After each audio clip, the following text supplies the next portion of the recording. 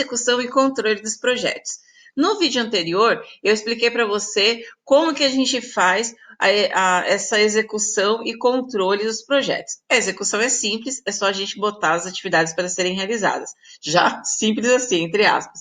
Já o controle requer uma metodologia para a gente conseguir acompanhar aquilo que precisa ser acompanhado, revisto, revisitado o tempo todo no projeto, que são os indicadores de desempenho. Principalmente 3 deles: o escopo, o prazo e o custo.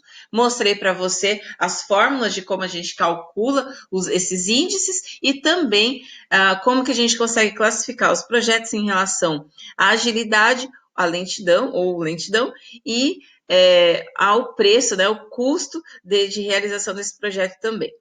Na medida em que a gente faz o controle dessas características, a gente consegue pensar naquilo que nós precisamos fazer para desenvolver soluções, propostas para os problemas que vão acontecendo no projeto, principalmente relacionadas a escopo, prazo e custo, mas que devem, de alguma forma, ser evitados.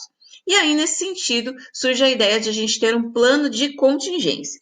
Tá? E o que significa isso? Significa ter um plano de ação que está pronto para ser ativado caso algum tipo de risco aconteça, se concretize. Então, observando pelos indicadores de desempenho, lá do parte do controle, que alguma coisa está dando errado, está dando ruim, a gente ativa o plano de contingência para poder minimizar os impactos que são causados. E aí, é bacana a gente pensar o seguinte, né? O plano de contingência, ele é sempre feito antes, na época lá do planejamento. Mas ele é ativado sempre a posteriori, ou seja, ele serve muito para tentar conter mesmo as consequências de algo que já está dando errado, né? Então, ele tem essa característica.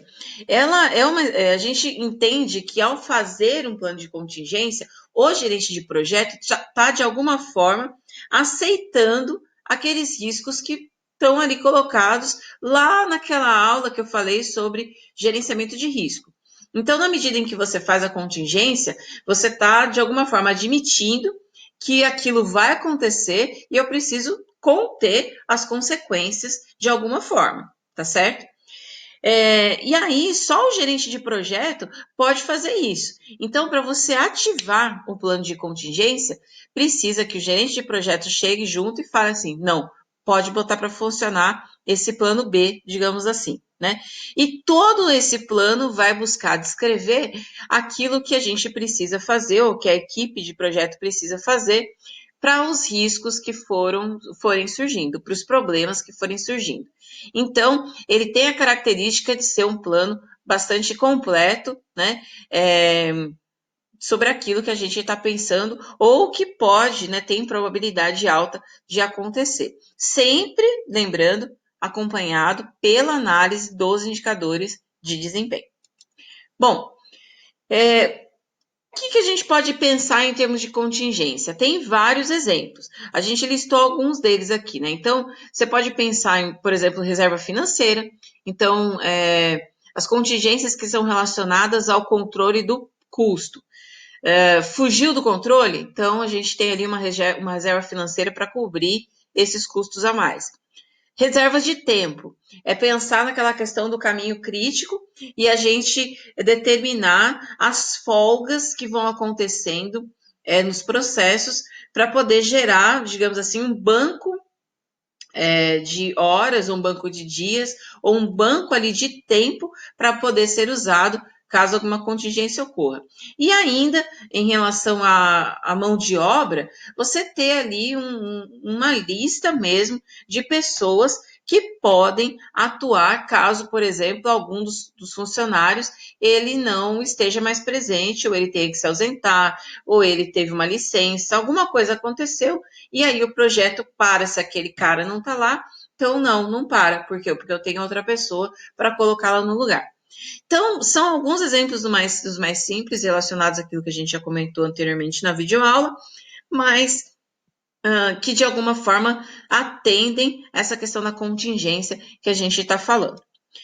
Bom, existem algumas ferramentas para a gente avaliar a gente avaliar e definir o plano de contingências. Algumas delas eu acredito que você já tenha ouvido falar, como é o caso dessa daqui, que é o PDCA, né?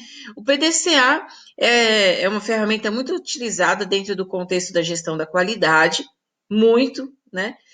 Mas ele abarca todas as ações que são necessárias dentro do processo administrativo de forma geral.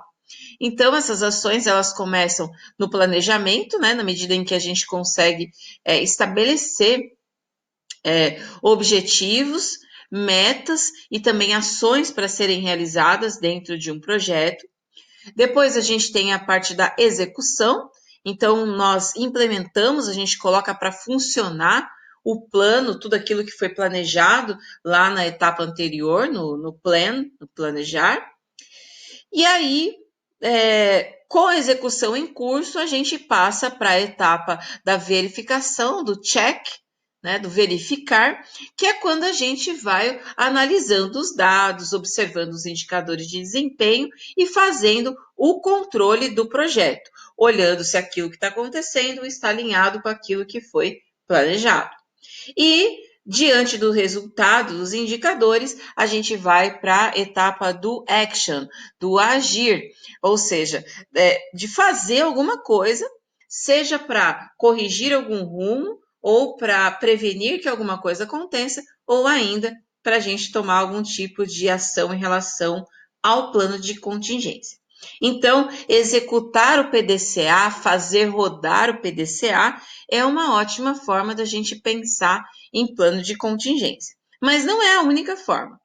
Aí a gente tem também uma outra sugestão, que é a sugestão do 5W2H. Essa metodologia, que também tem origem lá na gestão da qualidade, serve para a gente parar para pensar um pouco no que está acontecendo e como que a gente pode tratar. Então, ele é 5W2H porque ele está baseado em 5 perguntas em inglês que começam com a letra W e 2 perguntas que começam com a letra H. Então, quais são essas perguntas? Primeiro do W, né? What, o que? Então, assim, o que deve ser feito? Quais são os objetivos e as metas? O why, por que está acontecendo? Né? Qual que é o motivo de se realizar determinada ação? Quem, who, quem que vai fazer? Quem que é o grande responsável por executar aquilo? Where, onde? Então, em que local físico aquela ação está se desempenhando? E no when, que é quando aquilo vai acontecer, em termos mesmo de cronograma, em termos de data. E aí as duas palavrinhas com H, né? How, como, então como aquele processo, aquela ação deve ser implementada, e how much, quanto vai custar para ter aquela contingência sendo atendida. Então, você olhar cada uma das contingências a partir dessa luz que é dada pelo 5W2H, também se torna um instrumento, um recurso bastante útil para a gente conseguir tocar para frente o plano de contingência. Eu tenho um exemplo aqui para mostrar para você de como que dá para fazer o 5W2H utilizando algumas perguntas-chave. Então, por exemplo, quando você vai perguntar o que precisa ser feito, né? Aí algumas perguntas são orientadoras, né? Qual é o projeto, estratégia ou atividade a ser executada? Qual é o objetivo que você pretende alcançar, né?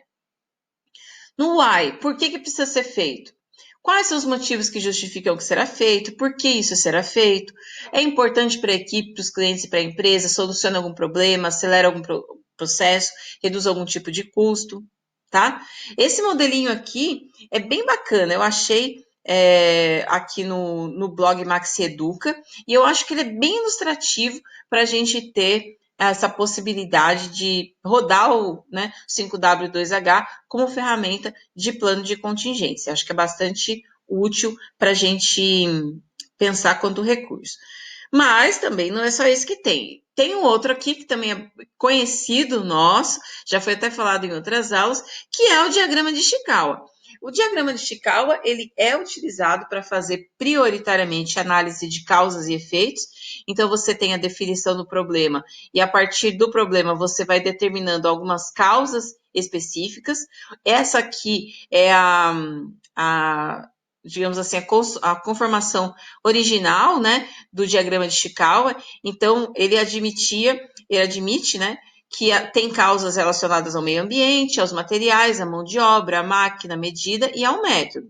A gente não precisa fazer desse jeito que está aqui. A gente pode substituir, por exemplo, em relação a máquinas, a gente pode falar sobre processos, a gente pode falar sobre fluxos, enfim.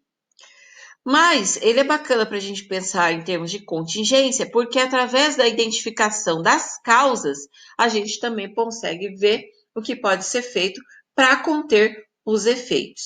E isso faz bastante diferença na hora que a gente está planejando as ações de um plano de contingência.